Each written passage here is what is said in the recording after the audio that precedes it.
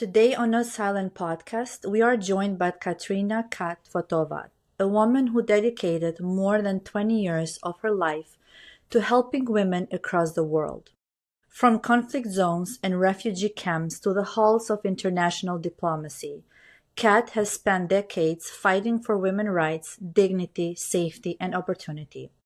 She served as ambassador at large in the Office of Global Women's Issue at the U.S. Department of State, was the former U.S. focal point for women, peace, and security, and is now a leading global gender and AI policy expert specializing in international peace, conflict resolution, women's rights, and the growing impact of artificial intelligence on society. But beyond the titles and diplomacy, Kat has witnessed firsthand what happens when women are abandoned by the international community, used against women and vulnerable communities worldwide. But this is not just a conversation about the politics, technology, or budget. It's about real women life and human cost of turning away from the world's most vulnerable people. Kat, I am so honored to have you as my guest today. Hi, Arbana. I'm so honored to be here. Thank you so much. Can you share, you've been on field from meeting with presidents to women in field in different situations. Can you share some of the cases that these funds had a huge impact?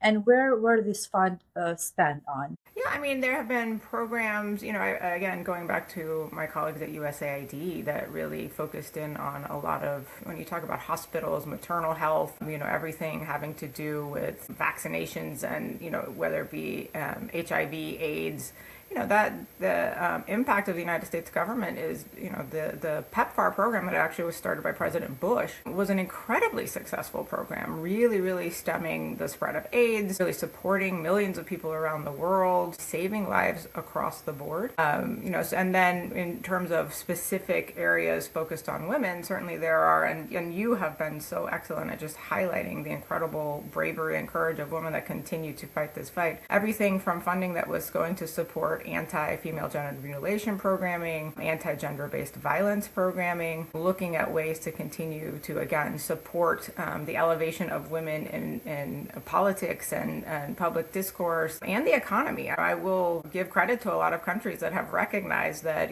when they elevate the, influence and impact and inclusion of women, their GDPs rise. This is a very documented process. Everyone from even the Gulf states have really worked on making sure women are actually included, and they have watched their GDPs rise. Across the world, there would be $26 trillion added to the global GDP if women were included. And I have to say, I think one of the issues that has happened, and one of the reasons we are doing the work that we are doing, is there's been a narrative around if women have more, men have less. And that's absolutely not true. Countries that are actually have more equality-focused policies and are more equality-focused actually do better. Their societies are more functional, they're more educated, they're more safe, they're more stable, and certainly much more prosperous. So this actually impacts everyone. I think there's a narrative that again, make a lot of men, and I have, we have boys. So I'm very cognizant of that impact on my own son. And, he's been very, very, very thoughtful about the fact that he recognizes, the inclusion of men is so important,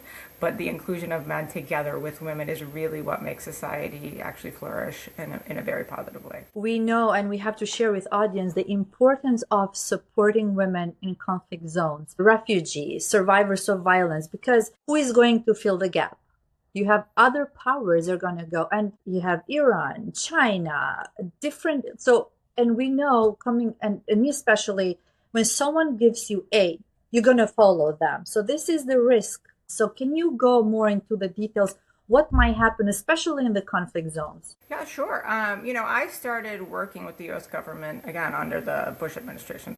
So I've worked with different administrations. I've served proudly, with this nation. I feel like I've gotten a lot of benefits just in terms of, I'm an Iranian American, so I look at what's happening in Iran and recognizes the rights and abilities that I've had growing up that many girls there didn't. So I'm so grateful. I'm very proud to serve. I think the difference now and looking at the opportunities that we had to do good and really be able to support certainly women, especially in areas of conflict, We all know that when there is a conflict or climate disaster or anything, women are often the first ones to step up to clothe people, to provide them lodging, to feed them. Across the board, that's really what happens. And often they are the first ones left out when funding comes in even. So we've always been the entities that have been able to fight to push to make sure that women were prioritized, that funding was distributed equally, and make sure that those, policies were actually something. That's what our office actually really worked to do, is to make sure that the, women's empowerment and issues were actually included in our foreign policy. And again, because that's better for everyone. Certainly within conflict areas, when you look at the inclusion of women in peace agreements are 35% more likely to be successful if, women are included. It is, they're more likely to last 15 years or more if women are included.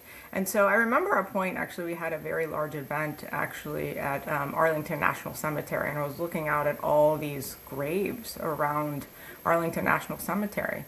And when you think about the impact of just having been more thoughtful about being more inclusive and, the reduction of time in any kind of conflict if women had been included, and how many lives really are saved. So when you start talking about the length of time of conflicts, when you start talking about the impact of bringing women in and making sure that equal voice is in there. Women are the first ones to, even after a conflict, start to think about things like, how do we make sure children are back in school? How do we make sure the, families are fed? So that community redevelopment and that healing process really includes both men and women. I'm not telling anyone anything that isn't, logical and people recognize once they're in it. So we want to make sure that we continue to bring those voices in. Not having that support system there for them, including the protection, including the, efforts around preventative violence. If you take a country, for example, like Colombia is the most gendered peace agreement ever written. And so when we look at how that happened, it really was about the inclusion of women throughout the process, making sure that their voices were heard, their concerns were heard, and including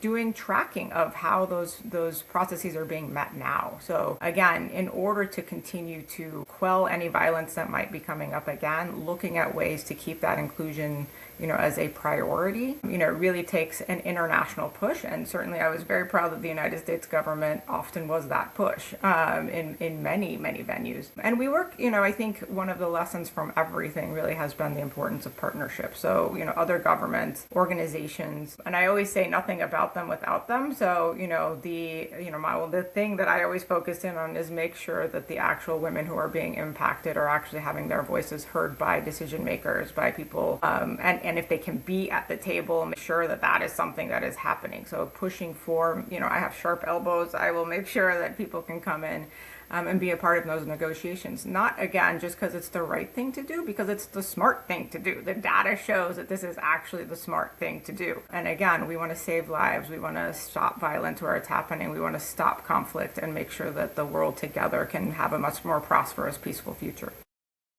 So it's for our audience to understand, it's not just aid, it's not just feeding them, it's beyond that. So you supervise and you push policymakers for the long-term stability when it comes to women. And you have a successful story, if you can share, in Kosovo with survivors of sexual violence during the war in Kosovo. So because of your direct involvement, what happened further, if you can share this with our audience? Sure, I don't want to give the United States government the credit for that, because the women of Kosovo certainly are a force unto themselves and some of the most courageous people I've ever seen in my life. But certainly, I think the United States government, hand in hand with the people of Kosovo, really went for making sure that peace and prosperity was something that came to the people of Kosovo after a horrible genocide. And that genocide, included conflict-related sexual violence on a massive scale. And the women of Kosovo, in fact, we gave an award to Faride Rashidi, who is one of our international women of courage and maybe one of the kindest people I've ever met in my life, who is a doctor that helped lead the process around looking at making sure there's reparations for women who were survivors of the conflict-related sexual violence. It was equivalent actually to even veterans of the war. And that process was the first process like that ever in history. And certainly with the support of the U.S. government, hand in hand with the people of Kosovo, they they recognized in order to heal from the traumas around the genocide and the war, they had to make sure that they were supporting the women who had really been through these horrific traumas, and through their own bravery and courage were able to tell their stories, heal their communities, heal their families, and honestly heal their country. I mean, so it really was a profound example that we as the US government actually wanted to make sure that other countries knew about. So whether it be bringing in Ukrainians into Kosovo, or having Colombians or other people that were dealing with conflict around the world and survivors around the world, looking at Kosovo as a global example from that perspective. I think those survivors have just honestly continued to be one of the biggest inspirations in my life. I don't know where they have that courage and how they've been able to really not just survive, but thrive and teach the world about, what it means to actually be a survivor. So again, the continued support for women sharing their lived experiences around the world is so vital, and making sure that that continues, even though the United States government has pulled back a huge amount of its support around the world. I think that is something we can look to, things like technology and other areas, to try and fill those gaps. I don't think anything, especially technology, can ever replace the connections actually that people to people really have, and what that builds, especially when you start talking about really sensitive areas like work with survivors, because trust is so vital and so important, and really that's where healing and progress actually occurs. So finding ways in which we can do that work and continue to make sure that we are supporting the incredible effort. Again, Ukraine is another great example. The Ukrainians, learning from Kosovo, have real time during the war been able to support their survivors. So I think that was a lesson that they learned from Kosovo, is trying to make sure survivors were supported during the conflict. And the Kosovar people were so generous about saying, like, here's the great things that we were able to do, but here's some of the lessons learned. And I think Ukraine took that on, full-heartedly, and really have been unbelievable at supporting their survivors in real time as this war continues. So I think, and a lot of that was done certainly with the U.S. government, hand in hand with both the governments and the survivors. And I've been lucky enough to still be in touch with many of these women and many of these networks. But, I think the reality is there's just not as much funding out there, and people are all competing for funding amongst each other. And that has a profound impact on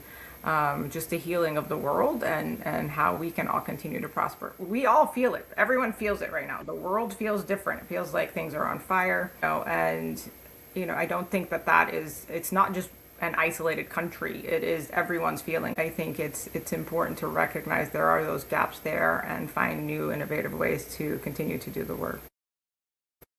You have warned several times that attacks on women's rights are often connected to rising authoritarianism and extremism. So can you explain why is that relationship so dangerous? Yeah, I think it is, the reality on the ground is really about power dynamics and control, and really what speaks to, if you're looking at everything from propaganda to just continued control over finances and the economy, everybody always says follow the money kind of issues. But the rise of authoritarianism really has to do with that area of control and making sure that the power never gives up power, right? They're going to always fight for it. And so when you have more democratic ideals and more equal distribution of voices and power, to be honest with you, it's really messy, but it is actually something that actually benefits people and countries and communities more. They do better. They are more prosperous. Their GDPs rise. You see that across the board. And authoritarianism really is about benefiting the few, right? And it's often the very few at the very top. And they use fear and intimidation and coercion to make sure that those dynamics are really brought in to the power that is. I think fear is one of the most dangerous aspects of all of this, because that really inhibits voices across the board. One of the first things that we've seen really has been on the rise is going after women online, certainly through AI, through deepfakes. They go after family members. Women are incredibly vulnerable to areas such as sexual violence online that can often be used for things like sextortion. And people are very protective of their family members and certainly their children. So, that is a way to silence people. And so I think we're not going to be silent. We're not silent, as you say, quite frequently. And it takes a lot of courage to be able to do that, and making sure that we are advocating against those voices of authoritarianism, because again, it's actually worse for everyone. Everybody must understand that these authoritarian governments and extremist groups, they become stronger when women are attacked. Because see what's happening in Afghanistan. Women are those and girls prevented from going to school. In Iran, women are those who are being attacked for not wearing headscarves. So in all this, or in Turkey, you have women being in jail with their children. So not supporting them means supporting these authoritarian governments. And also, of course, they're going to take advantage of all the extremist groups, which are in Middle East and other parts of the world. Absolutely. I mean, I think that lesson, both through the empowerment of education, through the empowerment of economic ventures, and certainly political representation, having that taken away from women, really creates a situation where a country is under a kind of a lockdown. It's not able to thrive. And so you see this controlled misery almost, it's not healthy for a population. And again, I'm very focused on women, because that is the entity that is actually not included. But I feel very strongly about making sure that men, from a healthy perspective, are also brought in and recognize how these power dynamics are actually used against them too. All boats rise together. Yeah. And making sure that communities are healthy, families are healthy, and it's not actually that fear basis that authoritarian governments and really that power comes in from is really not something that is actually beneficial to others. But from that, they also have control of the media. They have control of everything. So that propaganda aspect, which is exacerbated by technology now at an unbelievably fast pace, is really, really the danger right now. We're going to go back to the AI. I need, because you come from old diplomacy and better than anyone when it comes to all this issue, how it affects you politically. So many Americans hear foreign aid and think it does not affect them. So why should people in the United States understand this as both a humanitarian and global security issue linked to this foreign aid? Because it's going to affect them as well. It affects globally. Yeah, I think the lack of awareness of the impact of both foreign aid and foreign policy is problematic. We are in a global economy right now. We are in a global world. The internet really has very little boundaries. All those things certainly impact Americans. I think they're feeling it right now when you talk about anything from tariff wars to anything else. They certainly are starting to realize all of my costs are rising. There is a war in Iran right now. My gas prices are, out of control. So I think it's fascinating to me that people only realize it once it impacts their financial, their wallets, but it is happening, right? Yeah. And again, I have to go back to the national security perspective. My son is at the age where he could be drafted, and he actually really he wanted to join the military. I think that's something that he's postponing right now, for a while. I think learning from me, was always very into service to this nation. And that's a very scary moment when everybody's concerned about, whether or not the globe as a whole is really a safe place for even us to continue to fight for the ideals of what the United States stands for. That impact right there, again, if you look at national security, the trust that people around the world have often had in the United States has really come from much of the foreign aid that we've given. I've been told by people in almost every country that I've been to, China, Russia, all are in trying to get into and have inroads into certain countries, but they will say, or they have said before, but we trust you because you actually care about our people.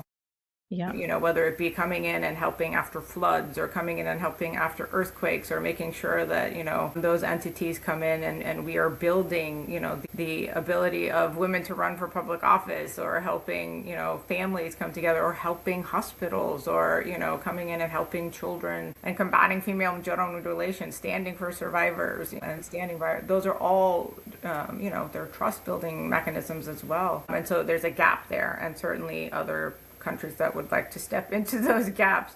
That's what I want to ask you. When democratic countries step back from humanitarian leadership, who fills the vacuum? I mean, we've certainly seen, and I think the world has seen, entities such as China come in, and say, like, we are stable, we have the ability to do, and lots of money. I think many have seen that also comes with costs associated with it. It's not just as simple as here we're coming in, we're giving. There's also a huge amount of taking as well. And certainly you should be working together with any country that you're either providing assistance, and they provide trust and other things back. So there is, when you say partnership, there's a partnership, but there's a difference between partnership and exploitation. And I think countries need to be careful when opening up. And I get that, across the board globally, you have to partner with all sorts of entities, and certainly the major powers of the world, and certainly the major economic powers of the world. But I think looking at and prioritizing human rights and women's rights in any agreement really needs to be front and center on the work that you're doing, with any partner. So whether it be China, Russia, India, making sure that human rights and women's rights are really at the forefront before the work starts is really vital to make sure you're protecting not only the people in general around the world, but the people in your own country. And I think that has been, a lesson learned. But some of the powers have sinister agenda behind their aid. I want to mention in Kosovo the importance of support from United States, but also coming from support from different countries. I just saw this morning one interview. There is this American lady that lives in Kosovo, and she was raising concerns. She went to the hospital and she said the seats at the hospital were all damaged and schools don't have proper bathrooms. While you have the Turkish government building $45 million mosque in center of Pristina. Do we need the mosque? There are thousands of mosques. Do women need more support? So that's what I'm saying. It's very important what kind of aid they give and what is their agenda behind the aid. That's why now across the world, they're going to fill this gap because behind that is going to be their ideology, their agenda. So that's what I'm trying to explain beyond what people understand or think that why we are spending this money, because in few years, not 10 years, but sooner we're going to see the consequences. But let's go back to the AI. So you also work on AI and global gender policy. So many people see artificial intelligence as progress, and we can see in many fields. But is also AI being used against women? Absolutely. I mean, one last point just about the foreign aid, for Americans, which I don't think they recognize, it's less than, 1% of the budget. So it's nothing that they're even probably paying that much attention to. So to have this much goodwill kind of gone is actually problematic. And I think if people actually had the time to look into what the costs are versus, the actual economic cost, they would probably be much more willing to give. And certainly I want my tax money going towards supporting women and children and saving lives. So I just wanted to add that as well. Yeah. In terms of AI itself, so yes, absolutely, women are being attacked. And I mean, I think when most people think of the internet right now, what are the first things you think of? It's being used for porn and hate. I always say it's like a naughty preteen boy kind of thing. It's porn and hate. And so part of that comes from the fact that the people that have built AI really have been, it's 80% men, and not being very inclusive, not including the voices. And it's really done from a very capitalist kind of, almost arms race against each other. And so they're not necessarily thinking of, which this tool could absolutely be, the betterment of humanity, right? So this is an unbelievably strong, powerful tool that right now is really being utilized to push the benefits for just very few people. And I think that is a huge loss. It's certainly being utilized to attack women, whether it be through Deepfakes. We've seen journalists, who have actually, had fake interviews and advocated for fake products, and it's not even them. They're just using their likeness and their face to, advocate for something that was never them. Certainly there's all the, deepfakes when it comes to things like pornography that are intended to silence and shame, people. And that's 90% of that is women. And going after families through things like surveillance techniques, triangulating efforts around, where people are. I think, whether it be women politicians, again, trying to silence them, making sure that they're not actually coming in. Again, it's very, very threatening. They can find where people are location-wise. So often there's that leap from online to actual physical security issues. And I have actually also been a target of that as well. I was very profoundly doxxed. They went after myself, my family. They had put all of my personal information, online. I actually had to hide out and leave the country for a few months, and it profoundly affects who you are and how much you're willing to even speak out, and speak up. And again, when you do this kind of voicing of concerns, and it's really about love. It's about love for your country, about love for your family, about love for the world. And I don't think it's really hard to come back to that point of I do, have enough courage to be able to spread that love around the world. Because the intention of how they come after you and the impact of AI, and they can do it at such an intensity now.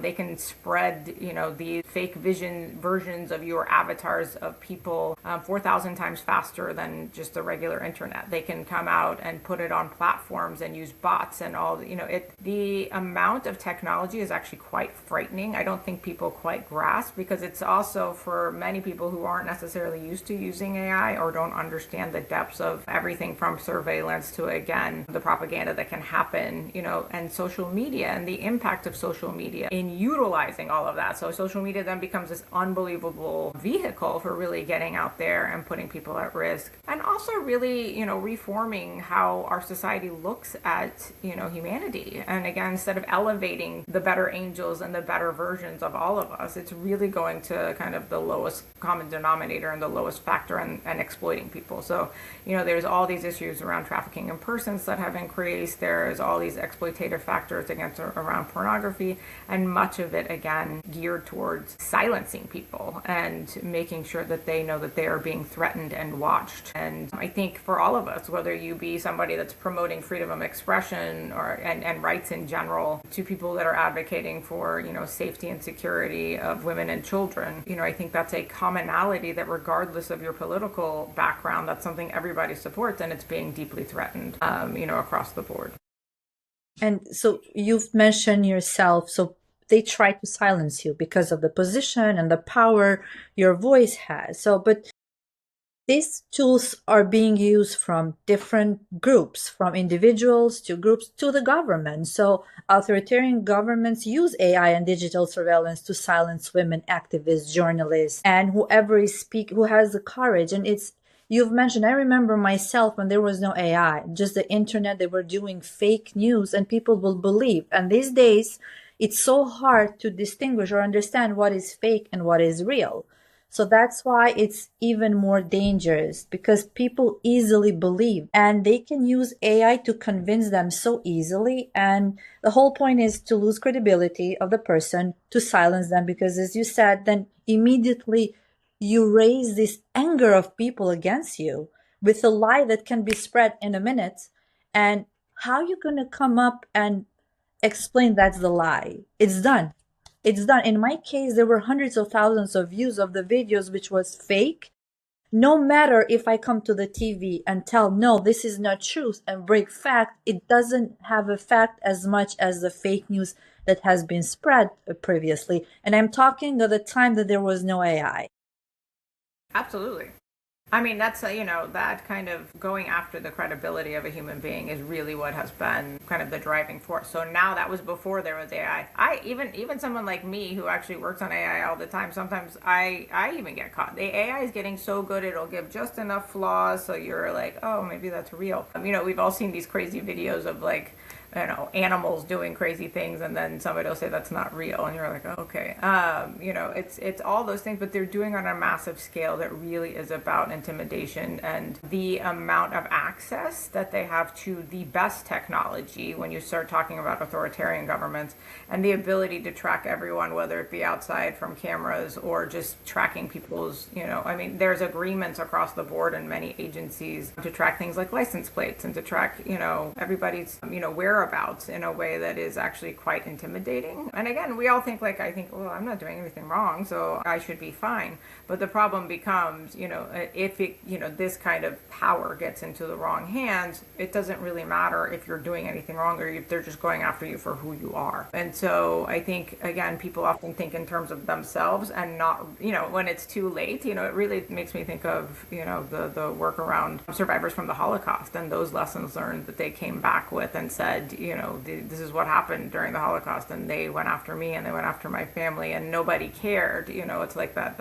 Yeah. That poem, We have the whole propaganda machinery that are going to work against that particular group or women. Do you worry that technology is advancing faster than laws and human rights protection can keep up with? Because without question, I think everybody already knows that. It's kind of gone. It's too late. I mean, I do think we still need to try to influence and have those guardrails and have those parameters. And some countries are doing it better than others. The Australians are doing a great job. The EU has really put in a lot of things. Weirdly, China has even put in some guardrails around AI. But, I think one of the issues that we're having is, the influence of these AI companies over political entities has really been profound and to the detriment of everyone. And so weirdly, my hope is that AI is smart enough to one day actually be able to get around all of everyone, and it will actually say, like, this is not actually helpful to anyone. So, I think that is one of the pieces that we've been trying to focus in on, is how do we make sure to support AI to grow up. I think of it almost like personalize it, personify it. I think so much of my son. I'm like, well, maybe it'll grow up to be a good entity, and what can we do to actually make it function better? So it's a great tool for everyone and not just the few. And so that's really what we have been concentrating on, is how do we get this incredibly powerful tool that is 4,000 times smarter. I used to work on post-conflict constitutions. I worked on Kosovo's constitution. I worked on the Iraqi constitution. It would take me months to, work on constitutional analysis from institutions around the world and, doing all the research. AI can do at least the administrative first pieces of this in minutes compared to what used to take me months and months and months. So it's such an incredible tool to do things really quickly. Now, that does not replace all the trust building, all the interviews, all the actual understandings of the conflict. And that trust building is actually what makes these things work. So you have to do that really connective work still. And I think that's something people often forget. You can't just replace everything with AI. I always say, AI could never be a diplomat, because diplomacy is really all about trust building. And so we made that case many, many times. But I think that the tendency right now is, really focused on, well, financially, if we just got rid of people, but it won't be as effective. So again, if you're looking at effectiveness and if you're looking at long-term peace and prosperity, it's actually not cheaper to replace everybody with an AI bot, kind of thing. And I think that thought pattern is really, everybody's so excited at the highest levels that they're not thinking about the actual effectiveness and if something is actually workable that way. It really feels scary what we are witnessing. And after everything you have personally witnessed over the last 2 decades, what still gives you hope, Kat? I think as I watch everyone start to learn and really take on and really stand up for their own rights and see this is an opportunity to grow. I always call things Propportunities. This is a huge problem, but how do we turn it into an opportunity? And so, working with organizations and many of the women around the world, some of them very, very skeptical about using AI. And I will say, well, just take this introductory course. You don't have to use it. I just want you to know, when you start talking about things like when there's been so much funding removed, that means less staffing for people, less support administratively, less opportunities to learn and do capacity building. And so how do we actually put that in? And I said, I can actually do a lot of this work for you without having you spend a huge amount of your own personal time or money. It actually is something that actually can do that very, very quickly. And, all the women that we've actually worked with that have gone through these, even just introductory processes, have said, this has been life-changing. This has actually changed how I think about things and been much more open. And then they start to really build in this work and start teaching other women. And so, I think one of the cases we've made to a lot of these AI companies is you are missing 50% of your clientele if you're not including women. And you women are uniquely positioned actually to be able to utilize artificial intelligence, because so much of it is communicative and so much is dependent on how you talk to it, how much you can get information out of it, and women are uniquely positioned to be able to do that really, really well.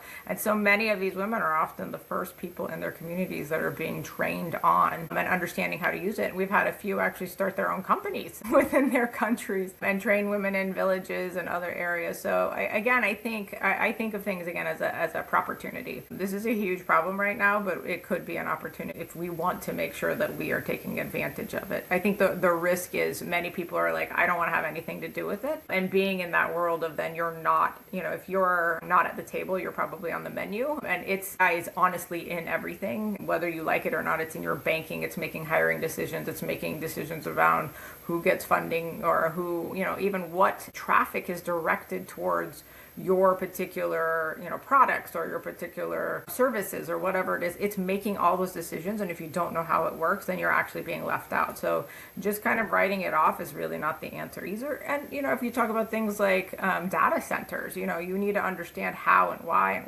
I was just reading yesterday, they're looking at new ways of using DNA to be a data restoration kind of piece, and understanding that so you can advocate for your communities if they come in to build data centers, and understanding what the alternatives are. You really need to understand in order to properly represent and to be able to advocate for your communities and families. So I don't think that just turning away out of fear or out of disgust or whatever it is actually the answer. I think you have to engage, and I always talk about that Teddy Roosevelt speech around man in the arena. You have to be the man and the woman in the arena in order to actually, make an impact and be able to continue the change.